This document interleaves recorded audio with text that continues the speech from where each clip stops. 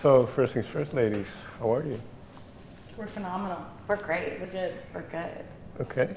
What I want to start with is, what is the hold that Law and Order Special Victims Unit has over you? So many.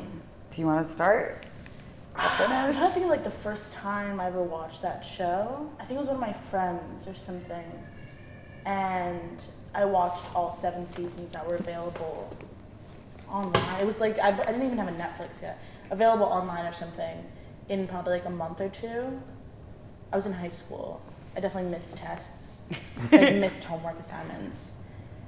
And I don't know, it's just like, it's like a language, honestly. For me, it's like,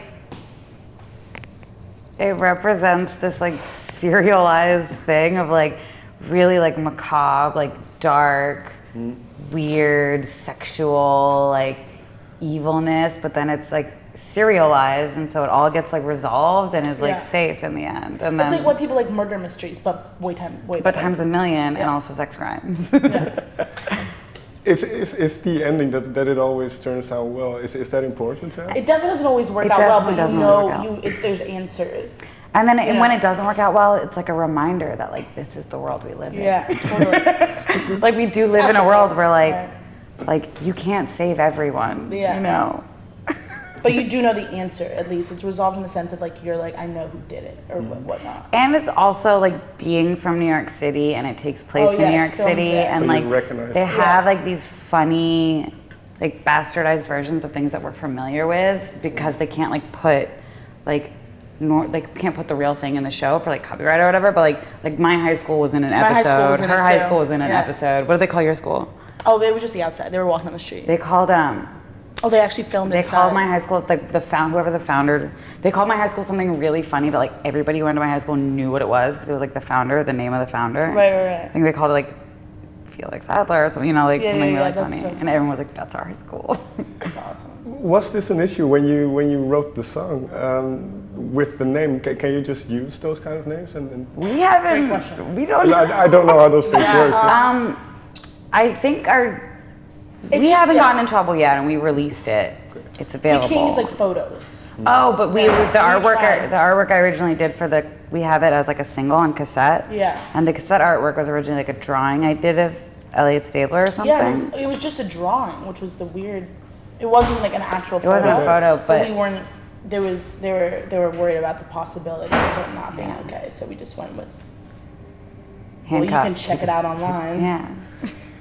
And what made Elliot Stabler then the person to write about? Oh my God. Okay. Well, we've written so many articles on this. Actually. Yeah, so many reasons. First of all, he's like a dedicated family man. Family is priority for Elliot. Yeah. I think under all circumstances. But he also gets very. But he runs that family with an iron fist. You know, he's strict and he respects the rules. Yeah. He's a military man. He's ex-Marines, hand-to-hand combat. A few tattoos. And he has tattoos, really good tattoos. Mm-hmm. He cares passionately about justice. For sure.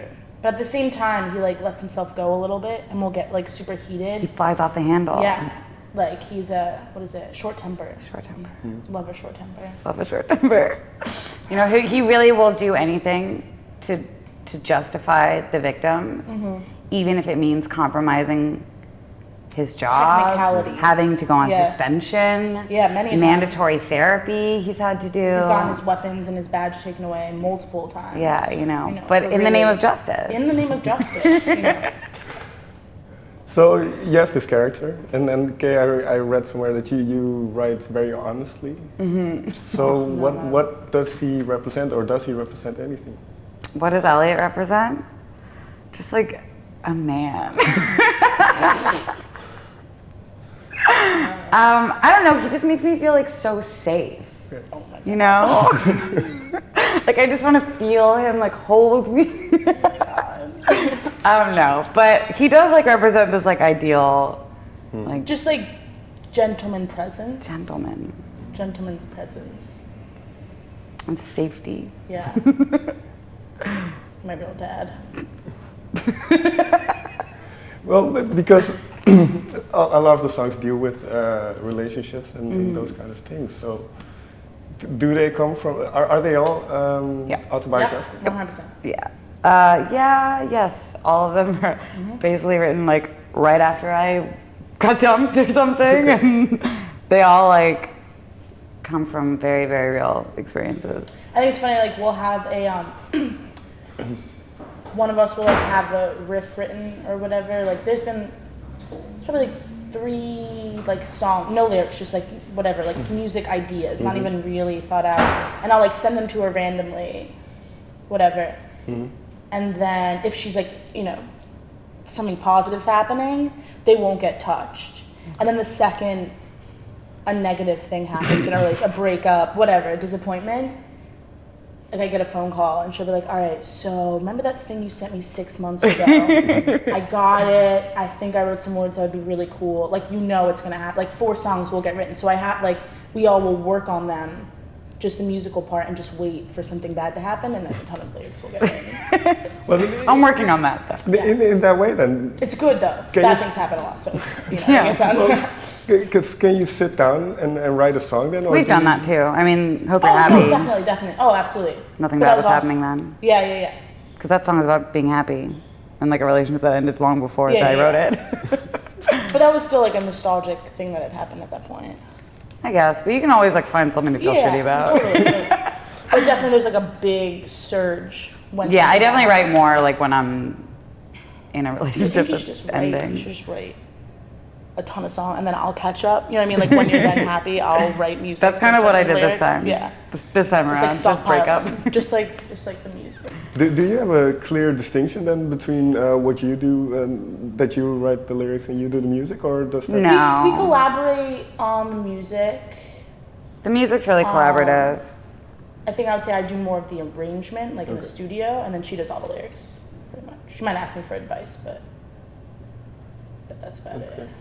And well, you say you write better when it's about bad things, or when bad things are happening to you. Yet obviously you play the ukulele, which always makes it sound a little bit more uplifting. Yeah. And we write pop songs too, Yeah. you know. But there's always gonna be an you did. And that's kind of like our thing in a weird way, is like But even dark like, I feel stuff. like even when I was before the band started, when I was in a like good relationship or whatever, I would always find myself writing less music. Okay. Even though I wasn't necessarily writing music that was like same lyrical context, it was very different. But I found that I was more productive in that context when you're like either in like some sort of nostalgia or you're like reflecting on something that happened. That's kind of when you're looking back versus like looking forward, sort of, you end up writing more. Just in general, I think. Is this feeling of nostalgia, does that return then when you perform the song, or when you? Sometimes, yeah, I think that certain songs, you play them so many times that it's almost. But there's like, we played a show the other night and I started laughing in the middle of a song, and it's a song I've played 150,000 times live. That definitely still happens. But there's sometimes where I just get like I'll be in the middle of singing some song and I'll be like, this is ridiculous. Which song was that? I remember I looked at you, we both started laughing. Was it Dream It was Boy? either High School or... Oh, well, High School, that one lyric still gets me every time. I don't know. I think it might have been High School Boys. But it might have been... Oh, no, it was Blow It It. was Rocky's verse. It was during Blow It. What's It was the show in... I still get In Utrecht. in Rocky's verse. Yeah. I still always, because the audience always laughs. The audience always laughs, so we laugh. When you write the lyrics, do you discuss it amongst each other? A lot of the lyrics will be written as like conversations I'm having with Lulu. Yeah. That's how a lot of them start. Like we have a song, that's how Blow It started for sure. And it's just like, I'll say it, or I'll be like da da da da, and then I'll like make a joke while I'm singing, and then it'll become And I'm whatever like, the song no, that is. was worth it. Like, keep going. Yeah. And then in that way, you always know what she is writing about?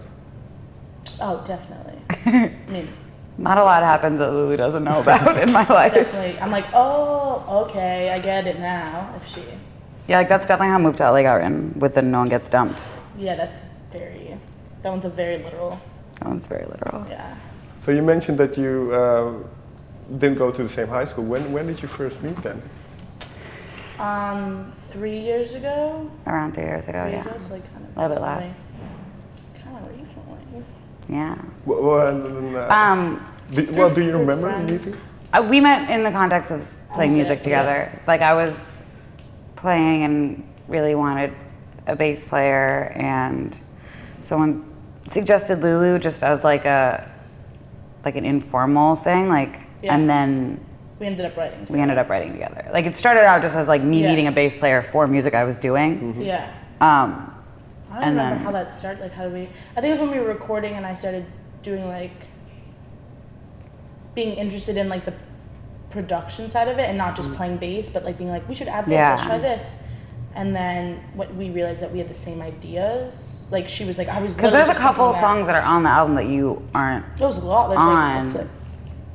I think there's only 2 left from that. Because I did a session that Lulu wasn't in. It was Skulls. Skulls and oh no, you're right. It is just Skulls. And you can definitely tell the difference. I think. I mean, with that one, it's like very low key, so it's not like blaringly obvious. But but yeah, we just met as like a collaborative thing, and then started working together. But you say you can hear the difference. What for you has been the biggest difference since because I'm a sick bass player? Because she's a sick bass player. I don't have a ton of, I mean, Lulu has so much experience to draw from when it comes to like playing live and she plays tons of different instruments, and like I play a couple different instruments too, but like I've never really recorded before. I don't know a lot, and Lulu like knows a ton about engineering and recording and production. And so like it's definitely like cool, because like we'll be talking and we'll be in the studio and I'll be like, is there any way we can make this like, because like I know what I want, but I don't know how to get there sometimes. And so we'll be talking and I'll be like, wouldn't it be weird if like we made this song sound like Blink-182? And she's like, I know how to make that happen, or like I know what we can add, or like the vibe. You can just describe the vibe with certain adjectives or like relatable things, and I'm like, oh, obviously we'll just put like a minor thing. Yeah, like all you have to do is like add some shakers and like a fun machine. Fun machine. Is there a song or a bit of a song on the album then where this is very clear, where something like this happens? I would say any of the like the newer 4. I would say like the guitar in Hope You're Happy. Kill Myself. Or that. Or Suicide Hotline. Or Hope You're Happy. The guitar in Hope You're Happy. Yeah, because it was a crooner. And the drum beat. Yeah, we have a song called Hope You're Happy that's a really good example, because I came to Lulu and I was like, I've been listening to the Strokes nonstop. I really want to do something like croonery, but like I can, like I would sit down at my piano and I would just write a pop song, and I was like, I can't do this. I can't write. And she even had like lyrical concepts. And I had like lyrics that I wanted and like a vibe, and I just like couldn't get there. And then like not even a full day later, I think. And we were in the studio. It was like the morning we met in the morning at studio to like record a different song, and I was like, I have these lyrics, I have this vibe I want, I don't know how to get there. And then by the end of the day we had written, she had just kind of been like, these chords and this happens, and then like she plays guitar on it and like the drums, and like that's like a really good example, I think, of like super proud of. Yeah.